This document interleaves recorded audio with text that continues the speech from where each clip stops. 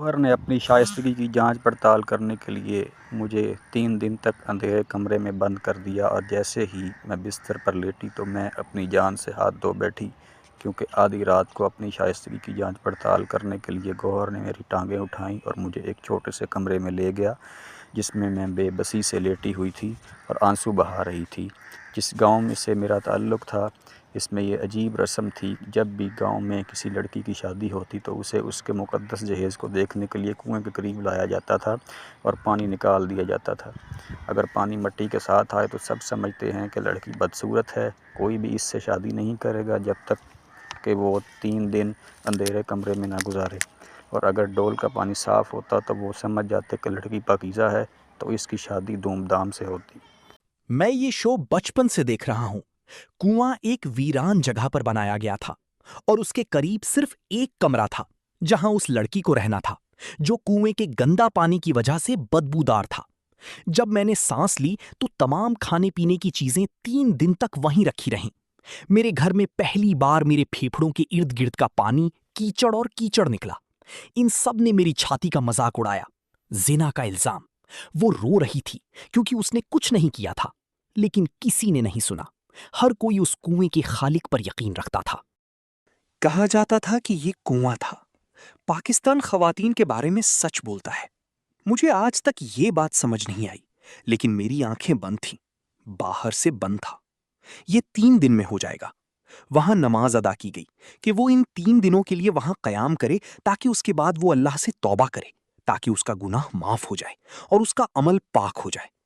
3 दिन बाद जब मेरा बच्चा कमरे से बाहर आया तो उसका रंग मुकम्मल तौर पर पीला था। वो ठीक से चल भी नहीं सकता था, लेकिन उसके मुंह से एक लफ्ज भी ना निकला। उसे दोबारा कुएं के करीब लाया गया और पानी का ढोल भर गया। इस बार पानी साफ था। फिर शादी की तारीख आई, लेकिन चंद माह कब्ल उनका इंतकाल हो गया। मौत के वक्त उसका चेहरा नीला था। सबने कहा कि उसे जहर दिया गया था। मैं उस वक्त 9 साल का था। मैं अपने बच्चों से बहुत प्यार करती थी। जब उनका इंतकाल हुआ तो मैं बहुत रोया, और आज मेरे साथ भी ऐसा ही होने वाला था। मुझे नहीं मालूम था कि पानी कीचड़ क्यों है, क्योंकि मैं अच्छी तरह जानता था कि मैं कंवारी हूं। मैंने इसमें से कुछ भी नहीं किया। पूरा कमरा खामोश था। कोई खिड़की नहीं थी जहां से दिन की रोशनी गुजर सके। वहां सिर्फ एक परस्तार था। रात शायद अंधेरी थी। कुछ फासले पर एक वीरान जगह पर बियाबान का चक्कर शुरू होता है। किसी जगह कोई भी जंगली जानवर आकर मुझ पर हमला ना करने दे, ये ख्याल मुझे परेशान करता है। मैं कुर्सी से उठा और फिर मुझे अपनी आंखों में चेहरे नजर आने लगे। वो इतनी प्यारी थी कि एक बार जब कोई उसे देखता तो वो पीछे मुड़कर देखना भूल जाते। लेकिन इस कमरे में 3 दिन रहने के बाद जब वो बाहर आई तो उसका पीला रंग और वजूद कमजोर पड़ गया था। इस कमरे का दरवाजा लोहे का मजबूत दरवाजा था, जिसे कमजोर औरत नहीं खोल सकती थी। मैंने खाने की टोकरी का कपड़ा हटा दिया और उसमें फलों के सिवा कुछ नहीं था। मैं सोचने लगा कि शायद फेफड़ों की कमजोरी की वजह खुराक की कमी थी। तब ये ख्याल मेरी जान लेने लगा, क्योंकि मैं इन 3 दिनों में आज भी ऐसा ही रहूंगा। कमरे में लाइट्स या बटन नहीं थे। मैंने कमरे में नजर दौड़ाई। कुछ नजर नहीं आ रहा था। फिर मैं दोबारा सोफे पर बैठ गया। मैं कुछ देर वहां बैठा रहा तो कुछ शोर सुना। मेरा दिल खौफ से घबरा गया। अब बाहर जंगली कुत्तों का भौंकना आ रहा था। तभी बादल साफ होने लगे। कमरे में रोशनी नहीं थी, लेकिन जब बादल जोर से गरजने लगा तो मैंने सोचा कि इसकी आवाज से मेरा दिल फट जाएगा। मेरा सब्र अब शदीद बारिश की आवाज का जवाब देने लगा था। मैं रोने लगा। मुझे फिर फूफू याद आया। यकीनन इस खौफ की वजह से वो तन्हाई से खौफजदा रही होगी। मैंने सोचा कि रोना कोई हल नहीं है। अगर मैं अपनी रब से दुआ करूं तो शायद वो मेरी मदद करेगा। मैं बाथरूम में चला गया। उसी वक्त हॉल में एक दरवाजा खुल गया। मैं हैरान था कि जब कमरे में खिड़की ना हो तो वॉशरूम में खिड़की कैसे हो सकती है? लेकिन जैसे ही मैंने उस खिड़की से बाहर झांका, मैं झुका हुआ था। मेरे वालिद दर्जी थे, लेकिन मुझे पढ़ने का शौक है। 10वीं जमात में मैंने अपने गांव की लड़कियों के स्कूल से अच्छे नंबरों के साथ पास किया। मेरे वालिद नहीं चाहते थे कि मैं मजीद पढ़ाई करूं, लेकिन ये मेरा शौक साबित हुआ। पहले तो मैं अपने वालिद से मोहब्बत करना चाहती थी। जब वो राजी हुआ तो मुझे उस पर गुस्सा आ गया, लेकिन मैंने खाना छोड़ दिया। मुझे अपना मकसद हासिल करना था। लेकिन अब्बा को डर लगा कि उसने सुना है कि लड़कियां ज्यादा पढ़ती और लिखती हैं, तो आप अपना काम खुद कर सकते हैं। मैं अपने वालिदैन से बहस करता था कि मुझे अपनी तालीम जारी रखने की इजाजत दी जाए। मुझे ये इस शर्त पर मिला कि मैं जहां कहीं भी मेरे वालिद चाहें शादी करूंगा। मैं सिर्फ सीखना चाहता था, इसलिए मैंने अपने वालिद की पेशकश कबूल कर ली। क्योंकि मैं कॉलेज में नहीं था, इसलिए मैं सिटी हॉस्टल में रहा। वो 15 दिन बाद गांव वापस आया। जैसे ही मैंने स्कूल की 4 क्लासें पास की, अब्बा ने मेरी शादी आइन फाइन से करने का फैसला किया। मैंने सुना है कि आप 1 हफ्ते में शादी कर रही हैं। मैंने अपना वादा पूरा किया है और अब आपको तरबियत देकर अपना वादा पूरा करना चाहिए। मैं आपसे शादी के बारे में कोई सवाल नहीं करूंगा। मैं आपसे शादी के बारे में कोई सवाल नहीं करूंगा। मेरी जबान पहले ही बंद थी, इसलिए मैं खामोश रहा। वो कौन था, कैसी थी, ये मेरी किस्मत थी। मुझे कुछ पूछना नहीं था, तो मैंने उसे आसान बना दिया। उस वक्त मेरे दिल में कोई नहीं था, तो मेरे वालिद को जो पसंद आया मैंने उसे दिल से कबूल किया। मैं जानता था कि मेरे मुंह से निकलने वाला एक लफ्ज भी मेरे खानदान की चमक गोया का सबब बनेगा। लड़की ने 4 क्लासों में क्या पढ़ा? वो वालिदान के सामने चीखने लगा, तो मैंने नहीं पूछा। लेकिन अपने वालिद की हालत देखकर मैं थोड़ा बेचैन होने लगा। वो घबरा गया। मेरी आंखों में भी आंसू थे। जैसे ही मैंने उनकी तरफ देखा, मेरी आंखें चमकने लगीं। उसने बार बार मेरे सर पर हाथ रखा और कहा, अल्लाह आपको बड़ी नेमतों से बचाए। कभी कभी वो मुझे अपने साथ ले जाती हैं। शायद मैं 4 भाइयों के बाद पैदा हुआ था और उनकी मेरे बाद कोई बेटी नहीं थी, इसलिए मुझे बहुत दुख हुआ। जैसे जैसे मेरी शादी का दिन करीब आ रहा था, मेरे वालिद का गुस्सा बढ़ रहा था।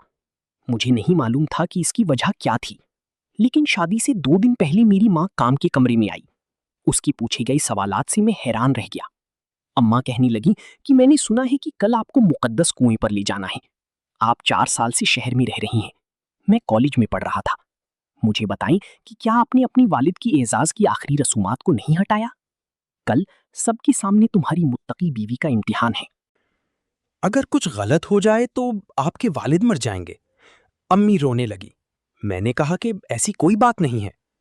मैं एक कच्ची आबादी में रहता था। मैंने अपने वालिद की इज्जत के लायक होने के लिए कुछ नहीं किया। माँ मुझसे थोड़ी नाराज थी। 14 क्लासों के बाद कुएं की कहानी मेरी समझ से बाहर थी। आखिर कुएं से लड़की की कितार का अंदाजा लगाना कैसे मुमकिन है? पानी की आलूदगी आम है। पानी मिट्टी की वजह से हो सकता है। कभी कभी अगर मिट्टी की ताकत मुकम्मल तौर पर पानी के नीचे बैठ जाए तो वो साफ होती है। फिर कोई उससे कैसे अंदाजा लगा सकता है कि एक लड़की बदमिजाज और ऊंची तनख्वाह वाली है? ताहम मैं शर्मिंदा था, क्योंकि मेरे ठेकेदार की दयानतदारी मुझसे बेहतर कौन जान सकता था। लेकिन मेरे होश तब उड़ गए जब कुएं के मिट्टी के रंग के पानी ने पाकिस्तानी होने के बावजूद मुझे बदमिजाज साबित कर दिया। मुझे शदीद सदमा पहुंचा। ये बासी हो गया। मैंने इतना कुछ किया है कि ये कुआं झूठ है। मैंने कभी ऐसा कुछ नहीं किया जिससे मेरे वालिद को तकलीफ पहुंचे। अगर आपको मुझ पर यकीन नहीं है तो तिब्बी जांच करवाएं। अब पेशरफ्त हुई है। खुदा करे कि हम इस बेहुदा रस्म पर यकीन करें और बेगुनाह लड़कियों की इस वीरान दुश्मनी में बंद हो जाए। लेकिन किसी ने मेरी बात नहीं सुनी। मेरे वालिद ऐसे बैठे थे जैसे मैंने कोई गुनाह किया हो। लोग मुझ पर बहुत दबाव डालते हैं। अब्बा ने मेरे बारे में बात करना शुरू कर दिया। देखें, उसने आपको ये भी बताया था कि उसने अपनी बेटी को शहर में पढ़ने नहीं भेजा। आपकी बेटी आपके सर पर रोती थी। मैं अपने वालिद के सामने बैठकर कहता था कि मैंने ऐसा कुछ नहीं किया। जरूर मेरा तिब्बी इलाज करवाएं, लेकिन सबको इस कुएं की सच्चाई पर यकीन था, जिसे मैं झूठा होने की कसम खा सकता हूं। उनके किरदार के बारे में मुझसे बेहतर और कौन जान सकता था? मैंने अपने आप को कमरे में बंद कर लिया और बाथरूम की खिड़की पर मर्दाना हाथ देखकर हैरान रह गया। मैं जल्दी से बाथरूम से बाहर निकला और दरवाजा बंद कर दिया। फिर मैंने सोचा, ये सब क्या है? एक वीरान बियाबान में सिर्फ एक बड़ा कमरा था। उसके पीछे कुछ भी नहीं था। कमरे में खिड़की नहीं थी, और जब मैंने बाजार को देखा तो वॉशरूम में कोई खिड़की नहीं थी। फिर ये खिड़की कहां से आई? और थोड़ी देर बाद जब एक मर्दाना हाथ ने वॉशरूम के अंदर से दरवाजा खटखटाया तो मेरा दिल फटने वाला था। मैं इतना खौफजदा था कि मैंने सोचा कि मैं मर जाऊंगा। बैतुल खला का दरवाजा भी लोहे का था। बहुत शोर हो रहा था, लेकिन मैं एक कोने में छुप गया। दरवाजे नहीं खुल रहे थे। किसी ने कुछ नहीं सुना, सिर्फ दरवाजा खुला था। फिर कुछ देर के बाद खामोशी छा गई। पता नहीं कब रोता हूं। जब मैं सुबह उठता हूं और रात के बारे में सोचता हूं तो मुझे खौफ महसूस होता है। सारा दिन मैं सदमे की हालत में रहा। जब मुझे भूख की वजह से बेचैनी महसूस होने लगी तो मैंने कमरे में मौजूद फल खाने लगी। एक बार फिर रात है। दरवाजा खुलने लगा। मैंने दरवाजा नहीं खोला। अगली सुबह मैंने पहले ही बैतुल खला को अच्छी तरह से देखने के बारे में सोचा था। मैंने दिन में बाथरूम की जांच पड़ताल की। जहां से खिड़की खुली थी वो दिन में दीवार की तरह लग रही थी। जब मैंने इस पर हाथ डाला तो ये सिर्फ दीवार की तरह लग रहा था, लेकिन ये लकड़ी से बना था। मैंने इसे बाहर निकालना शुरू कर दिया। कुछ देर की कोशिश के बाद दरवाजा खुला। जब मैंने अंदर झांका तो वहां एक छोटी सी बंद गली थी जिसकी छत बंद थी और गली में भी अंधेरा था। मुझे बहुत डर लग रहा था, लेकिन मैं इस खिड़की से इस गली से नीचे गया। मुझे उम्मीद थी कि मैं यहां से निकल सकूंगा। सड़क इतनी तंग थी कि सिर्फ 2 लोग इससे गुजर सकते थे। मैं खौफजदा होकर भागने लगा। जैसे जैसे मैं हरकत कर रहा था, सड़क पर रोशनी कम हो रही थी।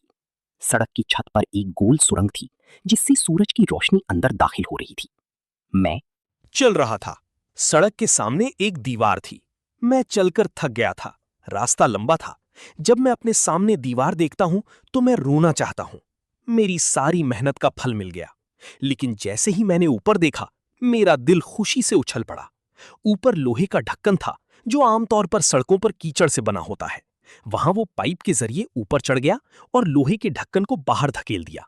जब मैं बाहर निकला तो मैं अपने सामने वाले आदमी को देखकर हैरान रह गया, क्योंकि वो हमारे गांव का चौधरी था।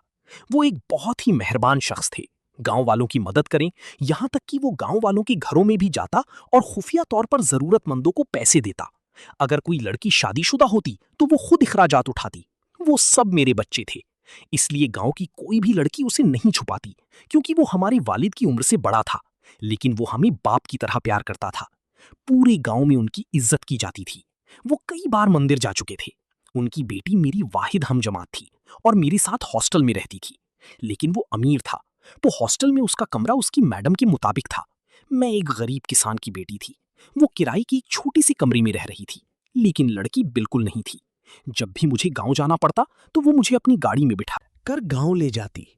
तो मेरी बात सुनो, मैं आपके घर आऊंगा और आपको अपने गांव ले जाऊंगा। लेकिन मैंने उसे कबूल करने से इनकार कर दिया। मैं उनके साथ चलूंगा। मेरी बात सुनने के बाद चौधरी साहब कहते, बेटा तुम मेरे साथ आओ। मैं मुशर्रफ को बताऊंगा कि आप मेरे साथ आए हैं। वो ड्राइवर के साथ, अपनी बेटी के साथ अपनी कार में आता था। मैं उसकी गाड़ी में था। वो मुझे घर छोड़ते और मेरे वालिदैन को बताते कि वो मेरे साथ आई है। मेरे वालिद उनका शुक्रिया अदा करते हुए नहीं थके थे। मैं भी कई बार अपने वालिद के साथ पढ़ाई के सिलसिले में उस चौधरी साहब के महल गया था। वो मेरी बेटी थी। इतनी कसरत से अगर मुझे पूछना पड़े तो मैं अब्बा के साथ जाता। आज मुझे उनके महल के पिछले हिस्से को लोहे के ढक्कन के साथ देखकर खुशी हुई। मैं अपने मसीहा तक पहुंच चुका था। मुझे यकीन है कि वो मेरी मदद करेगा। वो बहुत खुशमिजाज आदमी था। समझने की कोशिश करें कि मैं क्या कह रहा हूं। इससे पहले कि मैं अगले हिस्से पर पहुंचूं, मेरे पांव वहीं फंस गए थे।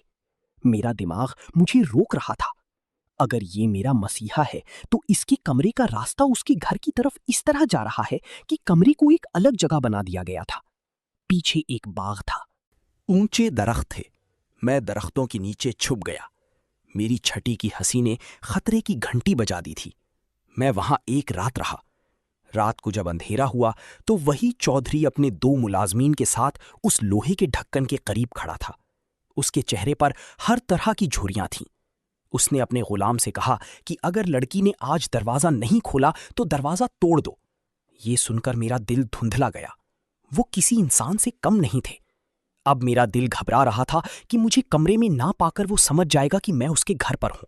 अगर वो मुझे ढूंढ ले तो मैं उसे जिंदा नहीं छोड़ूंगा। मुझे घर से बाहर निकलना था, लेकिन कैसे? चौधरी ने कहा था। मैं दरख्त पर चढ़ गया और कुछ और सोचे बगैर छलांग लगा दी। दूसरा नरम गीली मिट्टी का ढेर था तो मुझे चोट नहीं लगी। मैं भाग रहा था। मैं नहीं जानती थी कि मेरे साथ क्या होने वाला है, लेकिन मुझे अपने वकार की हिफाजत करनी थी। उस मुकद्दस कुएं की हकीकत को गांव वालों के सामने खोलना पड़ा, इसलिए लोगों को गलत मालूमात दी गई। मेरी होठों को क्या हुआ? अब ये राज मेरे लिए खुल गया था। वो क्यों मर गया? बज़ाहिर उसने जहर खाकर खुदकुशी की थी। मैं भी अपने वालिद की तरह था। मैं बहुत खूबसूरत थी, लेकिन मेरे दिल में बहुत उम्मीद थी। वो एक बाप की तरह थे, इसलिए मैं उसके इरादों को समझ नहीं सका। ये पूरा खेल चौधरी ने बनाया था। वो पानी के कुएं से बेवकूफ देहातियों को बेवकूफ बना रहा था। उस दिन मैं गांव के लोगों से मिला। वो उनकी लड़कियों को देखने के लिए दोस्त के तौर पर उनके घरों में जाता था। मैं उन लोगों में से था जिन्हें इस खूबसूरत कुएं के जरिए खुद को बदकार साबित करके और उन्हें एक कमरे में बंद करके अपने गंदे इरादों को पूरा करना पड़ा। मैं जानता था कि जिस जिंदगी से मैं भाग रहा था उसकी मंजिल क्या थी, ये कहां खत्म होगी। लेकिन मैं रोने लगी। अचानक जीप के सामने एक रोशनी मेरे चेहरे पर गिर गई और मेरी आंखें धुंधली पड़ गईं। मैं भाग रहा था और अब मैं निडाल बन रहा था। जैसे ही वो जबान मेरे सामने रुक गई, मैं गिर पड़ा और शऊर की दुनिया से गायब हो गया। जब मुझे होश आया तो मैं अस्पताल में था। जब मैंने अपने सामने खड़े आदमी को देखा तो मैं मौत से खौफजदा हो गया।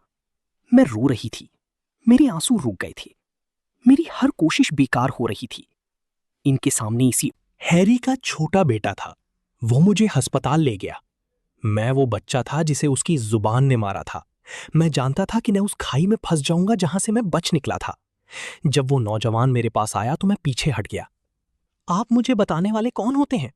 वो मेरी शिनाख्त करने की कोशिश कर रहा था। मैं कई बार उसके घर गया हूं। आखिरकार उसने मुझे देख लिया था। मुझे डर था कि मुझे पहचाना नहीं जाएगा, इसलिए मैंने अपना चेहरा छुपाया। लेकिन मैं खुशकिस्मत था कि उसने मुझे पहचान लिया। उसने मुझसे पूछा कि मैं क्यों रो रहा हूं और भाग रहा हूं। मैं उसे क्या बताऊं? अगर उसने सच कहा भी तो वो कभी मुझ पर यकीन नहीं करेगा। और वो उसका बेटा था। तुमने मेरे वालिद को गलत क्यों समझा? उसने मुझसे कहना शुरू किया कि अगर मैंने उसे सच नहीं बताया तो वो मुझे पुलिस के हवाले कर देगा। मैं पहले से ही खौफजदा था। उसकी बात सुनकर और भी सदमा हुआ। मैंने सोचा कि मौत मेरे इर्द गिर्द है, सच बोलकर मरना बेहतर है। मैं सोचने लगा कि फूफू ने जहर जरूर खाया होगा, क्योंकि वो जानती थी कि कोई रास्ता नहीं है। मैंने उसे सारी हकीकत बता दी। वालिद का नाम सुनकर उसका चेहरा चमक उठा। उसने मुझे साथ पकड़ा और अस्पताल से बाहर घसीट कर अपनी गाड़ी में बिठाया। मैं जानता था कि अल्लाह के सिवा कोई मुझे बचा नहीं सकता। वो मुझे तेज रफ्तारी से गांव ले जा रहा था। मैं सोचने लगा कि वो मेरी जान बचाना चाहता है, लेकिन गाड़ी कहाँ थी? ये देखकर मेरा दिल टूट गया। चौधरी को बाद में पुलिस ने गिरफ्तार कर लिया। पूरे गांव को इस वाकये का इल्म था। उस दिन मुझे इस राज का इंकिशाफ हुआ कि चौधरी का बेटा पुलिस में है। उसकी गाड़ी पुलिस स्टेशन के सामने खड़ी थी। मैंने सोचा कि वो मुझे पुलिस के हवाले कर देगा। वो मेरे वालिद पर झूठा इल्जाम लगाकर मुझे मुजरिम साबित करेगा। लेकिन जब मैं उसके घर आया तो मैं पुलिस स्टेशन में दाखिल हुआ। बड़ी तादाद में पुलिस एहलकारों ने उन्हें सलाम पेश किया। सर ने कहा। वो मुझे अपने दफ्तर ले गया। तमाम बयानात तहरीरी तौर पर हैं। फिर उसने मुझे बताना शुरू किया कि अगर आप सच्चे हैं तो मैं जरूर आपकी हिमायत करूंगा। मैंने कहा कि आप अपने वालिद के खिलाफ कैसे जा सकते हैं? उसने कहा कि वो मेरे वालिद नहीं थे। मेरी मां को उससे शादी करने पर मजबूर किया गया। मेरे वालिद ने मेरी मां को तलाक दे दी और मेरी मां से शादी कर ली। मेरी मां बहुत खूबसूरत थी। इस वक्त मैं इतना छोटा था कि मैं कुछ नहीं कर सकता था। ये आदमी एक खूबसूरत औरत को देखकर पागल हो जाता है। मैं पहले से ही इसे बेनकाब करने का मौका तलाश कर रहा था। आरामगाह का दरवाजा भी खुला हुआ था। मैं अपने वालिद के घर पर था। मैंने हिम्मत नहीं खोई। मैंने अपनी साख की हिफाजत के लिए हर मुमकिन कोशिश की और अल्लाह ने मुझे हर कदम पर हिदायत दी है। आज मेरी वजह से एक रस्म तोड़ी गई। अब लड़की का किरदार कुएं के पानी से नहीं लिया जाएगा। मैं बहुत खुश हुआ। बाबा को मुझ पर अफसोस होने लगा। उसने सर उठाकर गांव की तरफ चल दिया। कहा जाता है कि बेटी की बात सुने, देखें कि कुएं की सच्चाई मालूम थी। बहुत से लोगों ने मुझे देखने के बाद अपनी बेटियों को तालीम देने का फैसला किया। ये मेरी खुशी थी। आज की वीडियो स्टोरी यकीनी तौर पर आपको कमेंट करके बताएगी कि आपको क्या पसंद है, और अगर आपको वीडियो पसंद है तो यकीनी तौर पर लाइक और शेयर करें।